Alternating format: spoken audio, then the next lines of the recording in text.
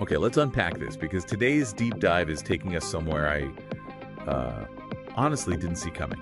We're looking at the profile of Borislava Tachev and her boutique IT firm, Alqubit.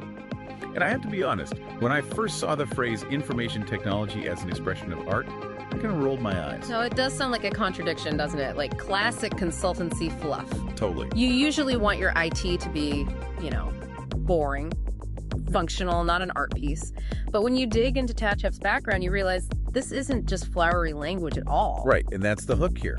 We're not talking about some graphic designer who learned to code. We're talking about someone with over 25 years of experience starting in nuclear power plant operations. Exactly. A field where oops is not really an option. Not an option at all. And that experience instilled what she calls a no miracles mindset. It sounds a little harsh, but in that world, there are no miracles. There's only methodology. Success has to be a certainty, not an accident. I actually love that tagline, no miracles. It's so reassuring. It implies that if the server crashes, it's not bad luck, it's just bad architecture. Precisely. And she views IT not as plumbing, which is, let's face it, how most companies treat their tech, but as a creative canvas. A canvas, right. Her whole argument is that true engineering elegance, where a system is robust and efficient and harmonious, that is a form of art. So let's get into the how, though. Yeah. Because you can't just wish for elegance. The sources detail a really specific strategic framework she uses. Something about 4 pillars and 12 principles. Right, and we won't recite the whole manual, but those pillars, organize and prepare, research and develop, being, and reaching goals, they provide the structure. The really interesting one is B. What's that about? It focuses on internal culture and resilience. But where this, nuclear background really hits the pavement is in the security architecture. Okay, we need to talk about zero trust. I feel like I hear this buzzword everywhere now, but Alqubit seems to take it literally.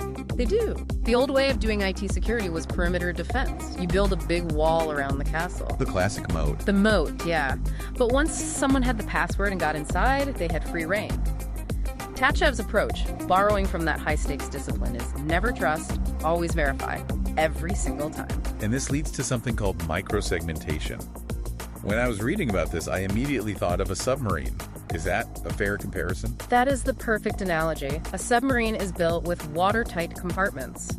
If the hull is breached in one spot, you just seal it off so the whole ship doesn't sink.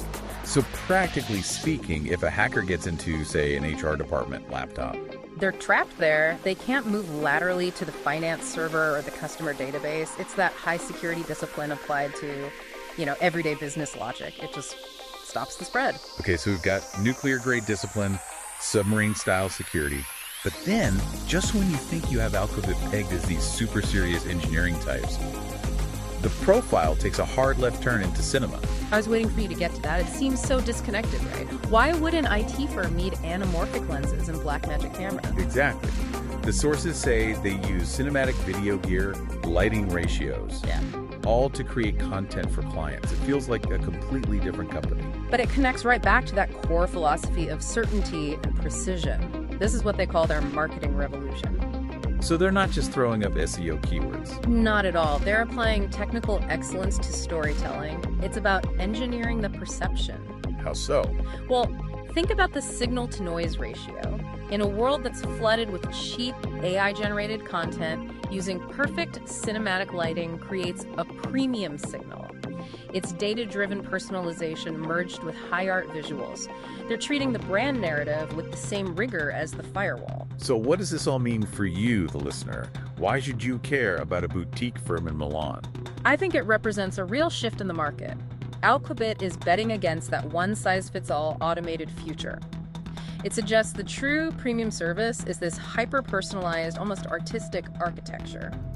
Moving away from generic solutions to something bespoke. Bespoke and resilient. It really makes you rethink your own setup. We usually view our tech stacks as like utility closets, messy, hidden, just there to keep the lights on.